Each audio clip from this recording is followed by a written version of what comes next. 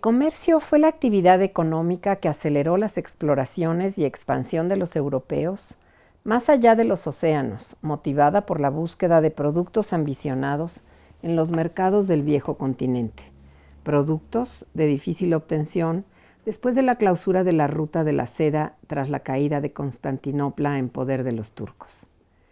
Apenas puso un pie Hernán Cortés en lo que hoy es México, se desarrollaron las primeras transacciones mercantiles. Cortés no era un hombre de armas, era un empresario, y como tal promovió la expedición hacia la tierra firme del continente americano.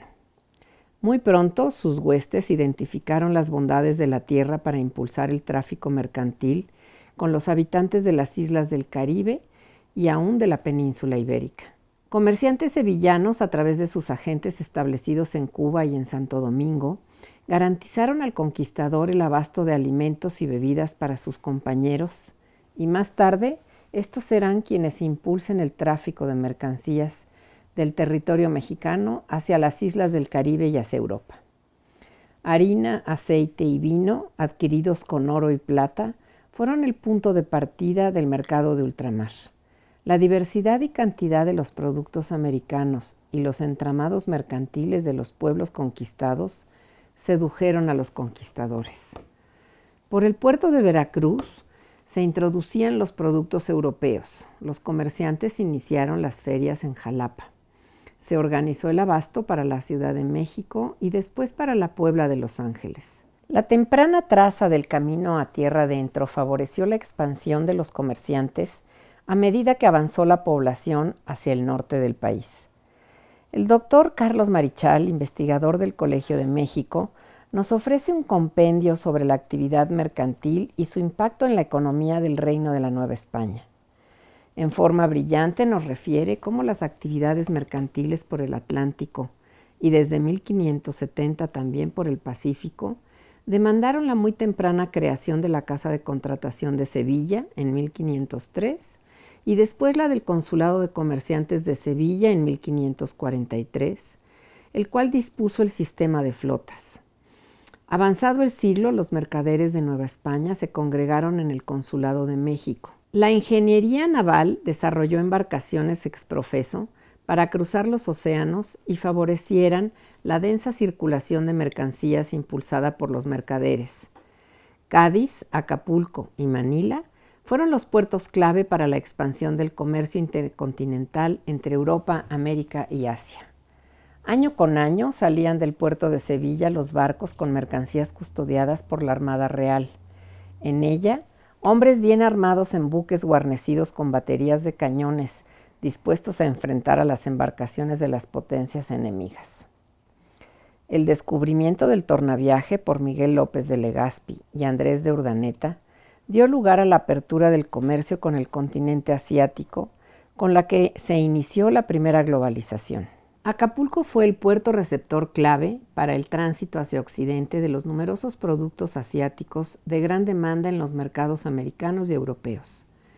Filipinas, a su vez, fue el espacio al que confluyeron mercaderes asiáticos para abastecer año con año a la nao de China. Los buques cruzaban el Pacífico en un lapso de 4 a 7 meses para arribar al puerto de Acapulco con las ambicionadas mercancías. Loza y telas baratas para las mayorías, exquisitas porcelanas, marfiles, sedas y damascos para quienes contaban con mayores recursos. La actividad mercantil transoceánica fue el origen de importantes fortunas en la Nueva España. Hubo miembros del consulado que, además de mostrar su riqueza a través de sus casas, habitación, sus trajes y sus prácticas cotidianas, se distinguieron como patrocinadores de instituciones a favor de la sociedad e incluso proporcionaron al rey préstamos y donativos graciosos, por decirlo de alguna manera, en tiempos aciagos. A Europa se enviaban plata, oro, grana cochinilla, harina, azúcar, cacao, y llegaban a Veracruz vinos, aceitunas, bacalao, productos de fierro, telas y armas, entre otros productos. Carlos Marichal menciona también la incipiente industria de paños y la producción y transformación del tabaco, productos fabriles de gran demanda en Europa que los mercaderes novohispanos hábilmente comercializaron más allá de las fronteras del virreinato. Marichal también refiere al comercio novohispano en la segunda mitad del siglo XVIII, impulsado por los monarcas de la dinastía de los Borbones. La apertura de los puertos en la península ibérica, la organización del sistema fiscal, la capacitación de los oficiales reales a cargo de este, la creación de los consulados de Guadalajara y de Veracruz, que fueron, entre otras, iniciativas que dieron lugar al incremento del comercio ultramarino y, en consecuencia, beneficiaron los ingresos al real erario. Las tensiones y guerras que tuvieron lugar en la Europa moderna en el umbral del siglo XIX, en aras, entre otros propósitos, de arrebatar a la monarquía española los vestigios de su hegemonía en Europa, afectaron las actividades mercantiles que se realizaban a través de los océanos. El control del Consulado de México por la Corona, la Real Cédula de Consolidación de Vales Reales de 1804, así como los continuos conflictos con Inglaterra, la invasión napoleónica a la península ibérica, entre otras causas, fue lo que provocó el declive del comercio novohispano en el siglo XVIII. Estamos seguros que esta conferencia de Carlos Marichal será del agrado de todos ustedes. Muchas gracias. Carlos Marichal es doctor en Historia por la Universidad de Harvard. Es historiador latinoamericanista y se ha especializado en estudios sobre historia financiera de México y América Latina. Desde 1989 es profesor investigador del Centro de Estudios Históricos del Colegio de México. Ha sido fundador y presidente de la Asociación Mexicana de Historia Económica y miembro del Comité Ejecutivo de la Asociación Internacional de Historia Económica. Ha publicado como autor o editor una veintena de libros sobre historia intelectual, historia colonial e historia empresarial. Uno de los más destacados ha sido La bancarrota del virreinato, Nueva España y las finanzas del virreinato del Imperio Español, publicado inicialmente en 1999 y luego en edición ampliada por Cambridge University Press en 2007. Esta obra, además de recibir diversos premios, fue designada por la Economic History Association de los Estados Unidos como el mejor libro publicado sobre historia económica de Norteamérica en 2007. Es investigador emérito del Sistema Nacional de Investigadores, nivel 3, y fue nombrado profesor emérito del Colegio de México en 2019. En 2012 recibió el Premio Nacional de Filosofía y Ciencias Sociales del Gobierno de México.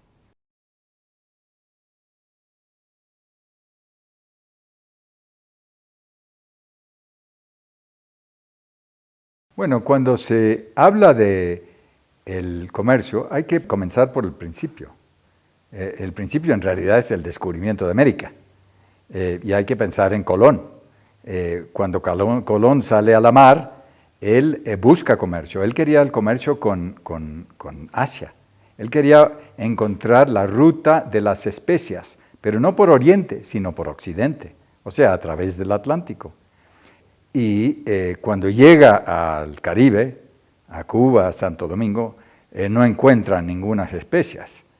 Pero él está convencido que ya está en Asia, que esto eran las Indias, por eso lo llama así, las islas del sudeste asiático. Estas eran conocidas por los europeos desde la época medieval, había noticias, pero no había una ruta a través del Atlántico para llegar a Asia, pero él pensó que él iba a llegar a Asia, llega a América, y no encuentra especias. Entonces, tiene interés en ver qué tipo de comercio podría ser. Lo único que encuentra es algo de oro en Cuba y Santo Domingo, ¿no? Cortés, poco después, va a llevar a cabo la conquista de México. Y él también buscaba comercio. Pero cuando llega a México, lo que encuentra son unas civilizaciones increíbles, ¿no? Se dedica a la batalla, a la lucha, a la conquista, y sus prioridades ya son básicamente tomar control de tierras y de pueblos, de todos los pueblos que existían en México en la época de la conquista, a principios del siglo XVI, 1520, 21. No obstante, es lógico que al poco tiempo él necesitaba hacer comercio. Él había quemado las primeras naves, todo el mundo sabe eso. Pero luego se queda sin abasto. Entonces te empieza a tener que recibir productos de fuera para abastecer a la población que viene con él, a sus huestes, ¿no? Y ellos necesitan alimentación, la alimentación que estaban acostumbrados. Y hay una serie de comerciantes sevillanos que mandan sus agentes a Cuba y a Santo Domingo y abastecen a Cortés con una cantidad de productos como pipas de vino, por ejemplo, ¿no? Ciertas carnes embutidas, harinas, aceite de oliva. Y este es el primer comercio que se hace con México. A cambio de esto, Cortés va a pagar ¿con qué? Pues con oro. El oro que en realidad se lo roba a Moctezuma y a los demás capitanes de Moctezuma, ¿no? Y con ese oro puede ir pagando las importaciones. Con el tiempo llegan más barcos, llegan más hombres a vivir en México de fuera, va aumentando el comercio progresivamente. Es un comercio que viene de España, pero vía Cuba y Santo Domingo. Y se van ampliando las redes comerciales. Ahora, Cortés y sus capitanes no solo se interesan en el comercio de fuera, se interesan en el comercio de adentro, ¿no? Porque encuentran que esta es una gran civilización y que tiene grandes mercados. Pero el comercio que viene de fuera va a empezar por Veracruz. Y en Veracruz se establecen las ferias, las primeras ferias en temprano siglo XVI. Sin embargo, Veracruz tiene un problema, que es que tiene un clima no muy salubre, sobre todo después de que llegan los españoles, y además Cortés trae africanos, afromexicanos, ¿no? Que van a ser esclavos la mayor parte, que él mismo los trae para poner en sus haciendas de azúcar, que establece aquí, cerca, en lo que se llamaba Cuauhnáhuac, hoy en día el estado de Morelos, ¿no? Pero estos africanos traen con ellos, al igual que los europeos, pestes, epidemias. Nosotros hoy en día hablamos mucho del COVID porque estamos en esta época, pero entonces trajeron todas las pestes y epidemias de Asia, Europa y África. Y esto empezó a generar unas condiciones de salud terribles, además de que mataba a la mayor parte de la población indígena. En Veracruz se instala el tifus, la tifoidea, la malaria, que es la peor. Y entonces ya no se pueden hacer las ferias ahí, porque los comerciantes deciden que no. Y van a volver a pensar qué hacer, ¿no? Hacer ferias más saludables. Y los mueven a Jalapa. Entonces Jalapa se convierte en el lugar de ferias principales durante más de un siglo, ¿no? Ahora, al mismo tiempo, esos productos que llegaban a Jalapa, que compraban los comerciantes hispano-mexicanos, los llevan a otros mercados, a Puebla, a México. Y en la Ciudad de México hay un enorme mercado, ¿no? Desde muy temprano. Bueno, Cortés lo dice, y los cronistas, en el Zócalo de México ya se reunía a diario 60,000 personas para comerciar. Y ahí colocan los productos que se venden en Jalapa, pero también van llegando muchos productos de adentro, de tierra adentro, ¿no? Porque se desarrollan los caminos a tierra adentro en México. Y esto va a empezar a crear un mercado conectado, digamos, dentro de lo que se va a llamar Nueva España, ¿no? Así lo bautiza Cortés. A partir de ese momento empieza a haber una actividad comercial muy importante y un grupo de comerciantes muy importantes. Ahora, el comercio que venía de fuera, de Sevilla, se empezó a institucionalizar. ¿Por qué? Porque Carlos V decidió que había que institucionalizarlo, reglamentarlo. La corona quería tener control del comercio, ¿no? Y lo que hacen es establecer instituciones, organizaciones que van a controlar ese comercio. La primera, la Casa de la Contratación en Sevilla, que registraba todos los barcos que entraban y llegaban a Sevilla. Ahora, Sevilla es un puerto sobre un río, el Guadalquivir. Es un puerto adentro. Es típico. Londres también era un puerto adentro. París era un puerto adentro, ¿no? ¿Y por qué? Porque los barcos de la época eran pequeños, de 100 a 300 toneladas. Subían desde el Atlántico por el río Guadalquivir a Sevilla, anclaban, descargaban los productos americanos, que en su mayoría eran oro y plata, y luego cargaban los productos que iban a salir de Sevilla para las Américas y en particular para México. Otro aspecto que empieza a ser importante en la institucionalización del comercio es la creación de un organismo, el Consulado de Comerciantes, que en Sevilla se llama el Consulado de Cargadores, o sea, que cargan los barcos, ¿no? Y se crea el Consulado de Cargadores, que tiene una especie de monopolio sobre el comercio con América. Ahora, todo ese comercio se organiza en función de otra institución que son las flotas. Las flotas son los convoyes de barcos que salen. Van acompañados por barcos o buques artillados, que son de la Armada Española. Y salen todos los años de Sevilla y se van a La Habana, que era conocido como la llave del Nuevo Mundo, y de ahí pasan a Veracruz, ¿no? Y luego, desde Veracruz, vuelven los barcos a Sevilla, la flota. Es la flota que va de Sevilla a América y la flota que regresa. De Veracruz salen los barcos cargados con plata y con otros productos, con tintes, con maderas, con cueros, y van a La Habana.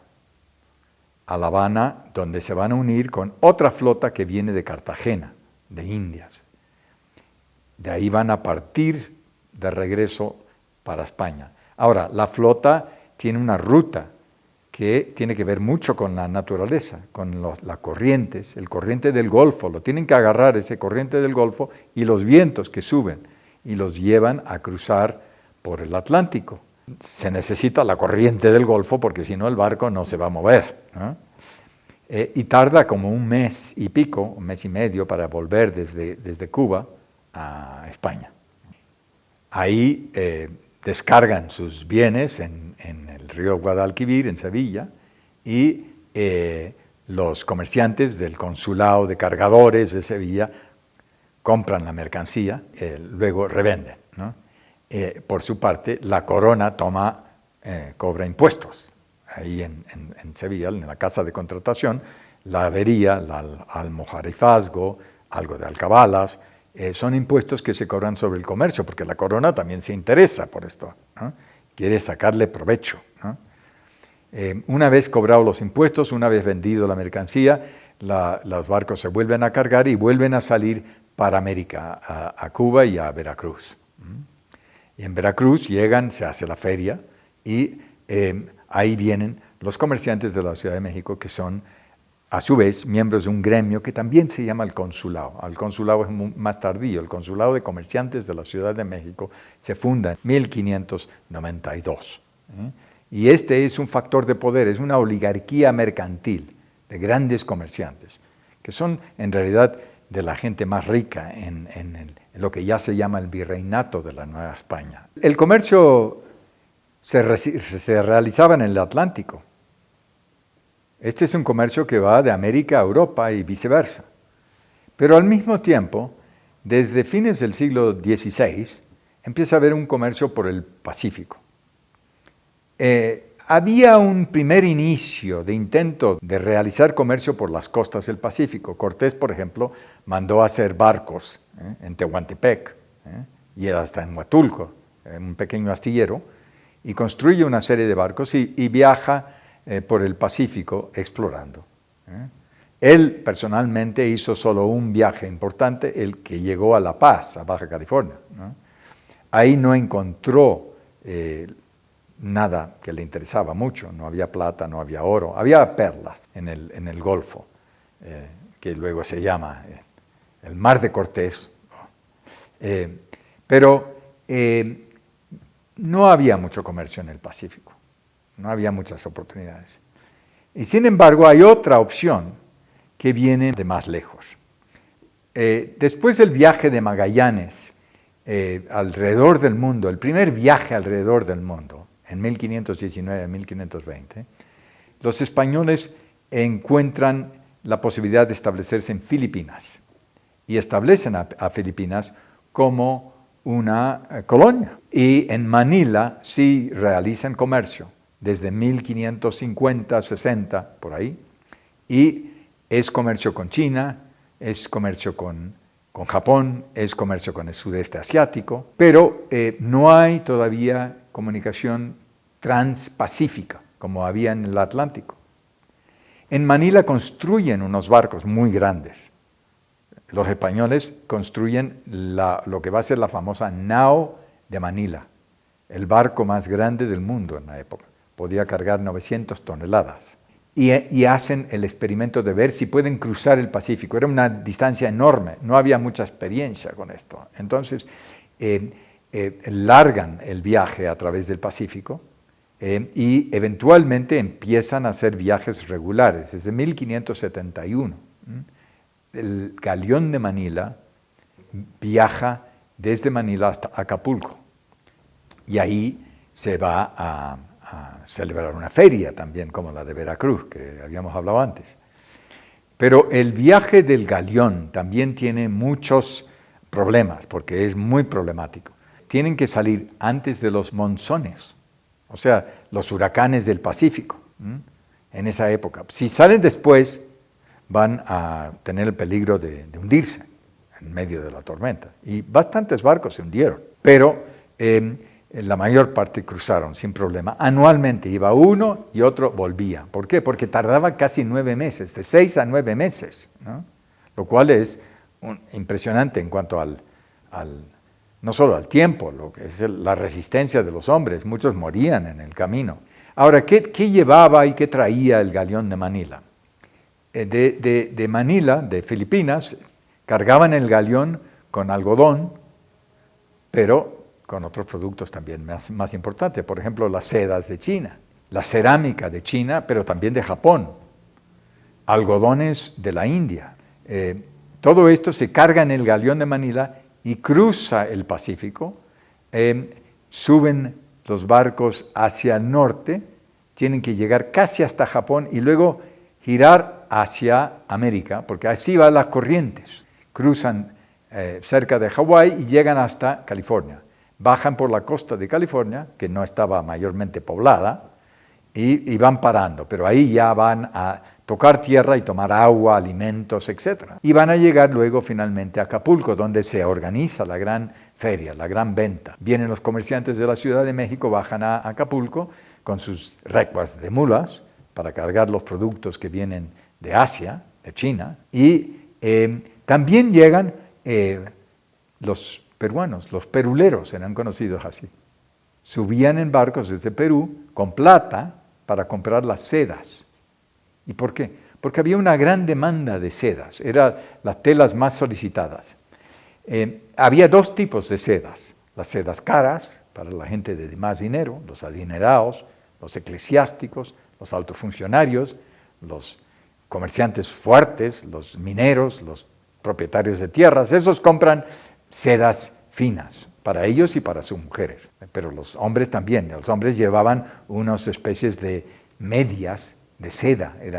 En los barcos del galeón, por ejemplo, hay registros de 60,000 pares de medias de seda que llegan, ¿no? Van desde el pie hasta la rodilla, como han visto en los cuadros tradicionales del antiguo régimen. Y luego hay sedas más baratas. Esas tienen una gran demanda entre clases populares, sobre todo para festividades. Y los comerciantes peruanos vienen y compran en Acapulco y llevan eso de vuelta a Lima. En Lima hay muchos retratos y cuadros que muestran este fenómeno. Y son unas sedas preciosas de todo tipo. Y tienen una gran demanda y se pagan con plata, con la plata mexicana. Entonces, este es un comercio que se va a mantener durante mucho tiempo, porque en realidad el galeón empieza a viajar regularmente desde 1571. Ahora, hay 2 historiadores, Flynn y Geraldis, que dicen que desde esa fecha comienza la globalización del comercio.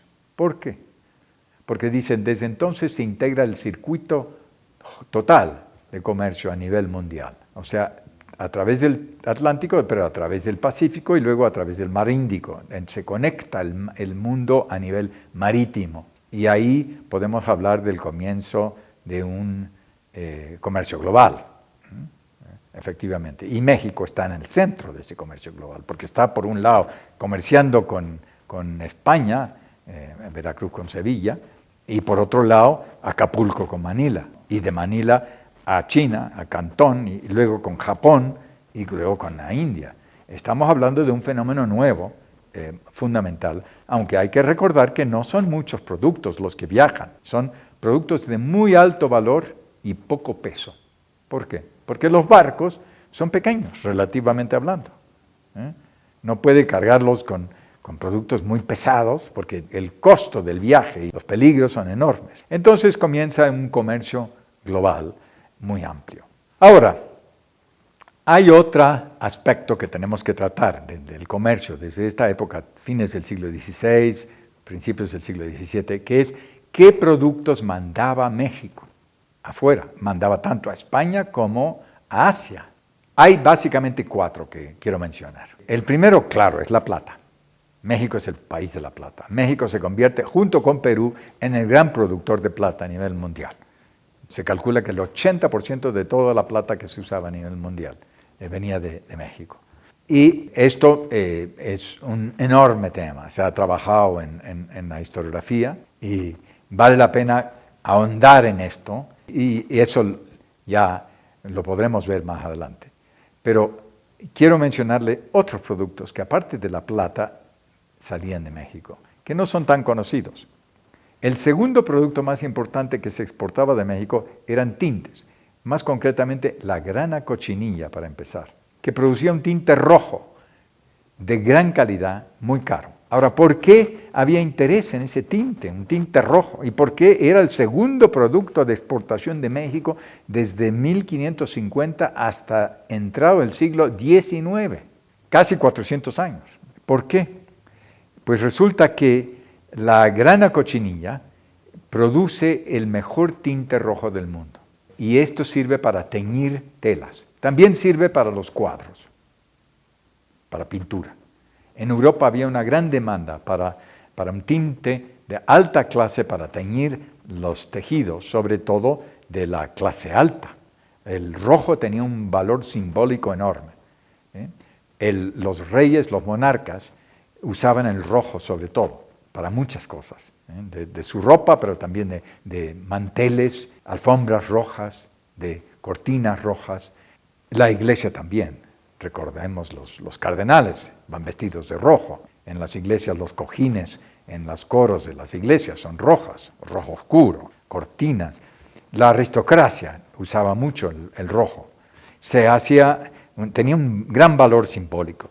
Y la grana cochinilla proporciona ese tinte.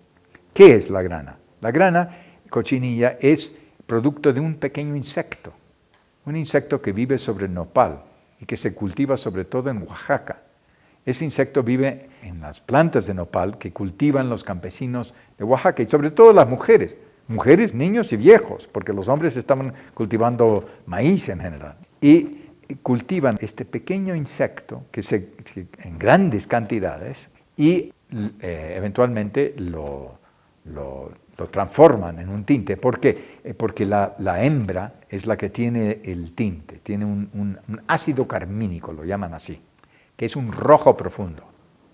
Entonces cosechan las hembras en una época del año y luego los cuecen o los ponen a cocer al sol y después lo transforman en una especie de pequeñas tortillas, casi como si fueran sopes de la grana cochinilla. Y es un rojo, pero seco, es un tinte rojo, que se meten en sacos de cuero y se transportan en recuas de mulas desde Oaxaca hasta Veracruz y de ahí va a partir para España. Luego de España, los comerciantes que lo compran carísimo, vale como oro. Se lo llevan a Italia, a Francia, a Flandes, a todos los centros textiles. donde se producen esas telas de lujo que usan la monarquía, la iglesia, la aristocracia. Hay otro tinte que también es muy importante, que sale de México, pero no es rojo, es azul. Es el añil o el índigo. Hoy en día conocemos mucho el índigo por los vaqueros. Los pantalones vaqueros buenos se tiñen con índigo, con añil. Había una demanda de azul también como un tinte en Europa, y esto se ve tanto en la ropa como en las pinturas. Podemos recordar que la Virgen muchas veces está con un manto, una tela azul, rojo y azul o verde, muchas veces se combina. Entonces también tiene un precio alto de valor, porque todo el mundo quiere usar un azul muy valioso, que mezcla bien con el algodón. También se puede usar con el lino, algo menos con la seda y la lana. La seda y lana funcionaba mejor con la grana cochinilla. ¿Y el añil de dónde viene? Viene de Chiapas y de Guatemala. Guatemala se convierte, y El Salvador, en el lugar principal de producción del añil.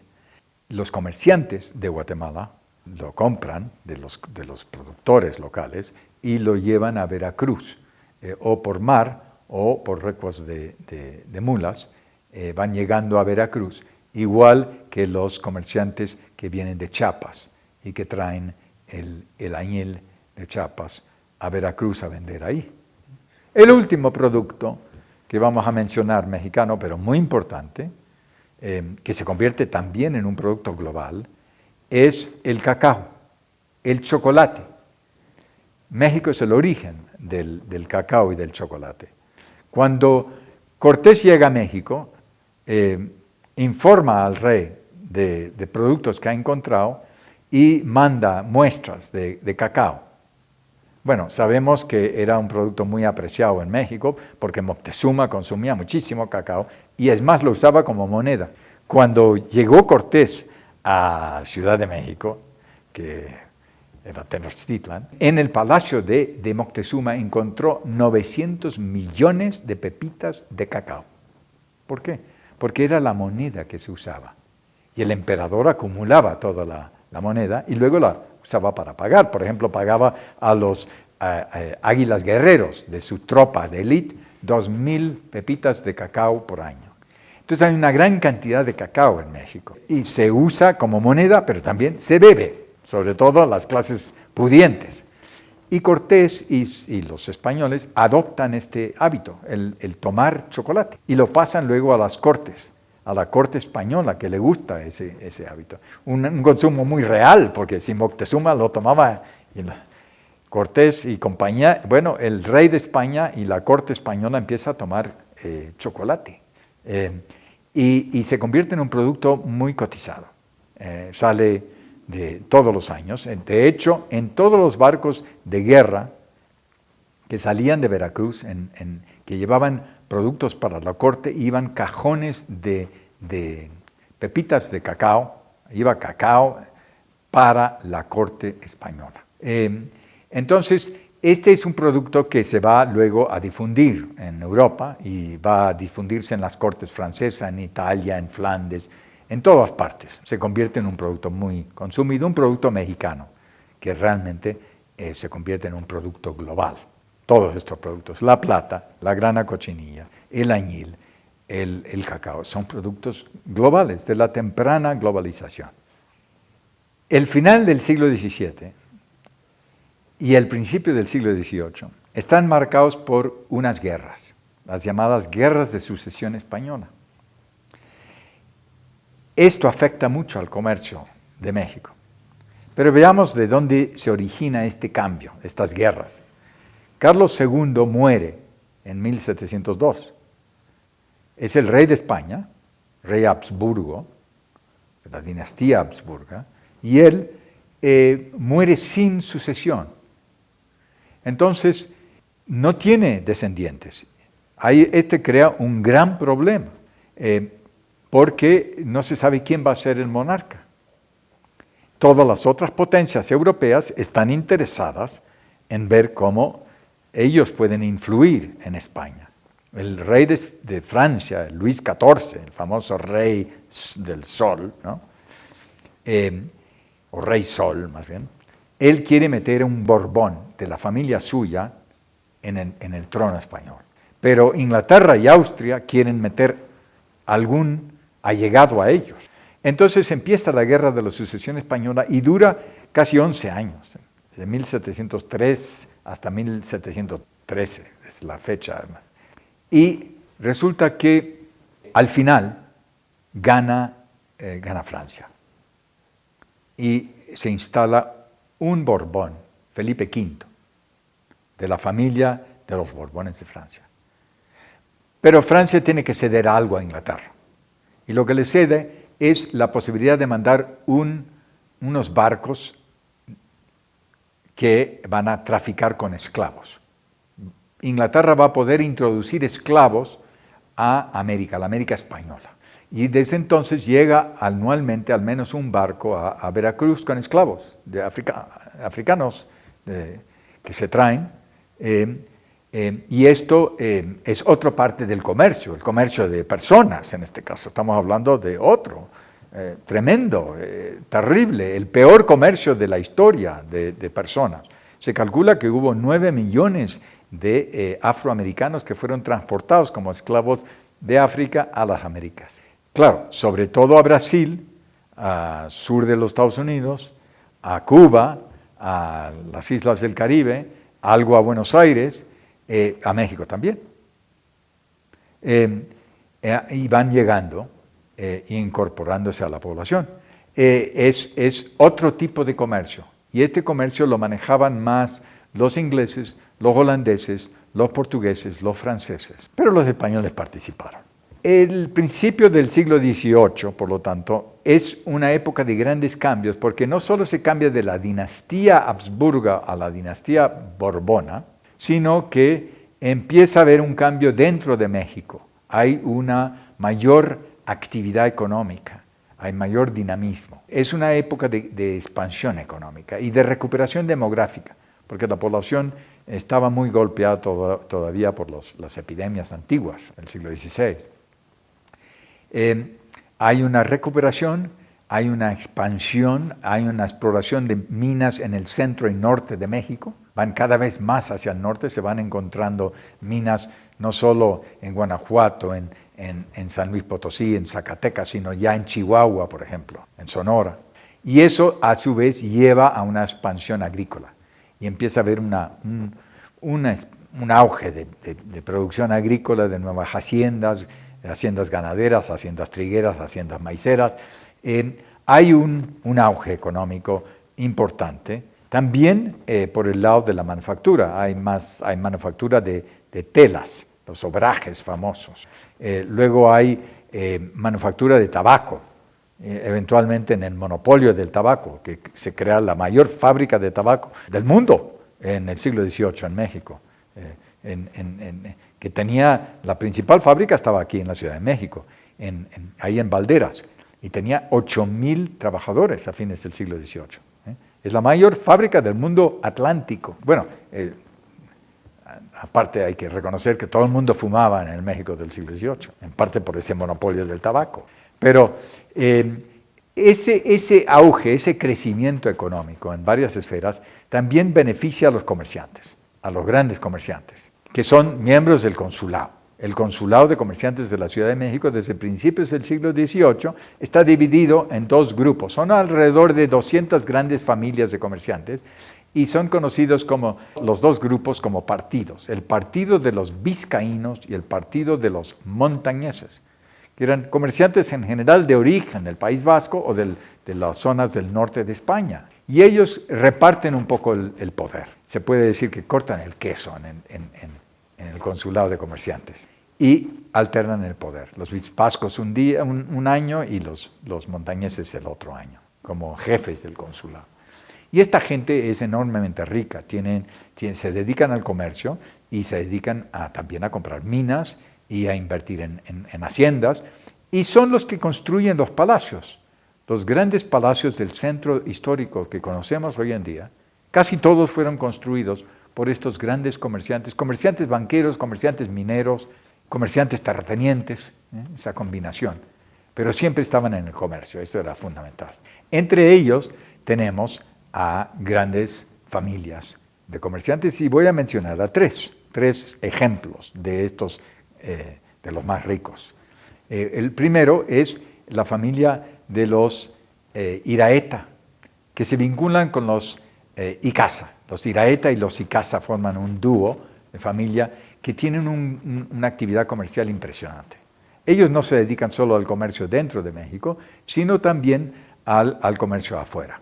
Se dedican en parte a la grana cochinilla, al comercio de grana, tienen sus agentes en Oaxaca, mandan la grana a Veracruz, también a la compra del cacao. El cacao no solo viene y no solo se produce en México, sino que viene también de Venezuela. Venezuela empieza a producir en el siglo XVIII cacao, y eso se importa, y los Iraeta y Icaza están metidos en ese negocio, al igual que están metidos en el negocio con Manila, con Filipinas, en las sedas, que ellos compran y venden en sus tiendas en el centro de la Ciudad de México. Así que podemos hablar de ellos como comerciantes globales, comerciantes de México que eran muy ricos, de los más ricos del mundo atlántico. Otro ejemplo de gran comerciante es la familia de los Basoco, más metidos en minería, pero también participan en otro tipo de comercio, que es un comercio más interno, que es comercio de ganado ovino. Compran borregos y los traen desde el norte y centro de México para vender al mercado de México. ¿Por qué? Porque lo que más se consumía como carne en México en el siglo XVIII, y se consumía mucha, era carne de borrego. Entonces, este es un mercado importante que Basoco logra controlar en gran parte. Él aparte acumula una fortuna colosal, construye sus palacios en el centro de la ciudad y da dinero para el rey en las guerras. De hecho, él financia 2 barcos de guerra, 2 que se construyen en los astilleros de La Habana. Y esos 2 barcos, curiosamente, tienen los siguientes nombres. Uno se llama el Regla, en realidad dedicado a la Virgen de Regla, y el otro se llama el Mexicano. Es un barco de guerra de la Armada Española que se llama el Mexicano. Ya empezamos a ver que se usa el término y hay una identidad. Una tercera familia, o dúo de familias, es la familia de los marqueses de San Mateo Valparaíso y de Marqués de Jaral del Berro. Estos se especializan en minería, pero luego se pasan sobre todo a haciendas ganaderas. Y es impresionante la cantidad de haciendas que tienen. Se encuentra un libro, de hecho, de 1800, que es el libro de cuentas de la marquesa de Jaral del Berro. No eran solo hombres, eran también mujeres muy ricas. Y manejaba las 25 haciendas ganaderas. Y el libro de cuentas de 1802, creo que es como 200 páginas. Está en una especie de libro con tapa de oveja, ¿no? De piel de oveja, y trae listas y listas de trabajadores. ¿Se imaginan 200 páginas de listas de trabajadores y jornaleros en esas haciendas? La riqueza de la marquesa de Jaral del Berro es enorme. En una oportunidad el virrey le pide dinero para ayudarle con sus guerras, y ella dice que en ese momento no puede porque ha habido una sequía y ha perdido 60,000 animales. Así es que tenía una gran fortuna, y ella, bueno, más bien sus antepasados, a principios del siglo XVIII, construyeron 2 grandes palacios en el centro de la ciudad. Uno es el famoso Palacio de Iturbide, el otro es el Palacio de San Mateo Valparaíso en la calle Isabel la Católica, ambos comprados luego por Banamex, sedes de fomento cultural. Y estas familias es una familia, un dúo de familias típicas de la época, una gran familia de la oligarquía comercial. Estos eran los hombres y mujeres más ricos del México borbónico. Y podemos mencionar un último detalle. El conde de Regla, él es más minero que comerciante, pero su fortuna llegó a ser de 15 millones de pesos plata. Una fortuna colosal. Bueno, en esta época no había ninguna fortuna en Estados Unidos de $1 millón. El peso plata era igual que el dólar. O sea, 15 millones de pesos plata era igual que 15 millones de dólares. No hay un solo millonario en Estados Unidos cuando se independiza. Y en México hay muchos millonarios, lo cual es digamos, una faceta de la vida colonial que es interesante, ¿no? Porque realmente había una colección de comerciantes, banqueros, mineros y terratenientes muy ricos. Bueno, pasemos a otro tema, que es el del comercio en el último cuarto del siglo XVIII. ¿Qué pasa con el comercio en el último cuarto del siglo XVIII? Llegan unas nuevas disposiciones de la corona que son conocidas como las reformas borbónicas. Esas en realidad son reformas que están dirigidas a la liberación del comercio. Hay muchos comerciantes que son competidores del Consulado de Comerciantes de la Ciudad de México y de los otros consulados, el Consulado de Comercio de Lima. Y estos son, en el caso de México, en Veracruz, en Guadalajara, en Puebla, estos comerciantes quieren tener su propio consulado y pugnan para tener mayor libertad en el comercio. De la misma manera, de España hay presiones para liberalizar el comercio de los puertos españoles con América, porque era todo a través de Sevilla y luego Cádiz. Y el comercio libre que se establece permite que haya un libre comercio entre los puertos españoles, todos los puertos españoles y casi todos los puertos en América. En México eso tarda un poquito más, porque el Consulado de Comerciantes pelea mucho el asunto y hasta 1789 va a conservar el derecho de control de la mayor parte de ese comercio transatlántico. Y aumenta el comercio, pero es afectado por un fenómeno que irrumpe el último cuarto del siglo XVIII, que son las guerras atlánticas. Las guerras entre Inglaterra, Francia y España. Y todos peleándose por ver cómo controlan América. Los franceses son enemigos de los ingleses y establecen la alianza con España. Es lógico, son dos monarquías borbonas. Y pelean del mismo lado contra los británicos en estas batallas navales de fines del siglo XVIII. Puedo mencionar la primera importante del último cuarto, que es la guerra de independencia de las colonias angloamericanas, la guerra de independencia de los Estados Unidos. ¿Y qué pasa ahí? Bueno, los 13 colonias se ponen a luchar en contra de Gran Bretaña, pero reciben el apoyo de Francia y España. Eso es una historia no tan conocida.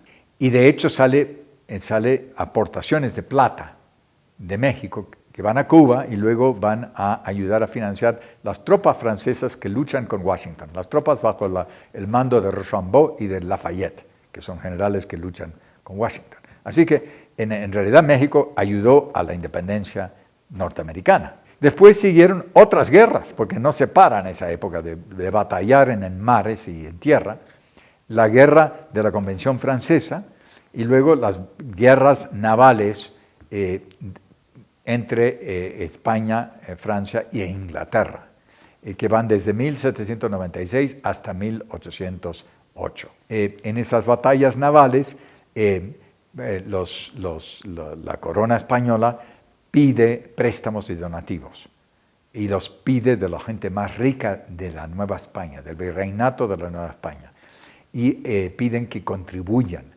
Y hay dos tipos de contribuciones. Las contribuciones de la gente de los sectores populares que los llaman donativos, donativos graciosos. No era muy gracioso esa contribución. La gente tenía que contribuir, hasta el indígena más pobre, a los artesanos. Todo el mundo tenía que contribuir para financiar las guerras de la monarquía española, ya de Carlos IV. Pasamos de Carlos III a Carlos IV, ¿no? A fines del siglo XVIII. Pero los más ricos propietarios en México, los comerciantes grandes mineros, grandes terratenientes, también tienen que aportar, ellos en forma de préstamos, que se van devolviendo eventualmente, ¿no? Y ayudan a financiar estas guerras contra Gran Bretaña. Pero todo cambia en 1808, porque Napoleón invade España y empiezan las guerras napoleónicas en España. Y entonces cambian todas las coordenadas, las ecuaciones, ¿no? Napoleón ocupa España y el único puerto que queda libre es Cádiz. En Cádiz se establecen las Cortes de Cádiz, que van a luchar contra Napoleón durante toda la guerra. La relación entonces con América se diluye, pero en realidad se mantiene a nivel del comercio. Porque, ¿qué pasa? La Armada Británica en esta circunstancia apoya a las Cortes de Cádiz y apoya el comercio que viene de Veracruz a Cádiz. O sea, se mantiene ese comercio. Ese comercio se va a mantener a pesar de la guerra. ¿Por qué? Porque la Armada Británica va a proteger a la flota mercante que cruza de Veracruz y Cuba hasta Cádiz. La plata sigue saliendo, la grana cochinilla, el añil, el cacao, el tabaco, mucho tabaco, porque los españoles en el siglo XVIII y principios del XIX, pues fumaban muchísimo, ¿no? Y venía mucho tabaco de Cuba y también de México. Entonces se mantiene un comercio ahí, pero cada vez más dificultoso, porque con las guerras pues hay más probabilidades de que se tomen presos barcos. Los franceses capturan muchísimos barcos españoles. Entonces, cuando se inicia las guerras de independencia en 1810, el comercio ya empieza a cambiar. Empieza a cambiar porque ya no es tan regular el flujo de los convoyes de barcos mercantes que van a salir de Veracruz para México. Y resulta que se adopta un nuevo sistema que es el comercio neutral. Se dan licencias para que aquellos comerciantes de aquellos países que no están en la guerra, por ejemplo, los portugueses, los holandeses, los norteamericanos, los suecos, a esos les dan licencia para comerciar con México. Y a esos no hay problema porque no son barcos que están en guerra propiamente y pueden cruzar libremente. Hay unas ciertas reglas de la guerra naval en ese sentido. Y se mantiene el comercio, pero se va diversificando. Ya no es un comercio tan limitado de España con México como había sido durante 300 años. Ahora va a cambiar. Y desde las guerras de independencia, cada vez más va a haber un comercio, un verdadero comercio libre, y va a empezar a haber un comercio cada vez mayor con Gran Bretaña. Los británicos entran, los norteamericanos también, pero el comercio dominante va a ser el comercio con Inglaterra, y después de la independencia va a ser dominante. Gran Bretaña se vuelve el gran socio comercial de México en el comercio exterior, ¿no? Y esto va a continuar a lo largo del siglo XIX. Pero esto es ya otra historia.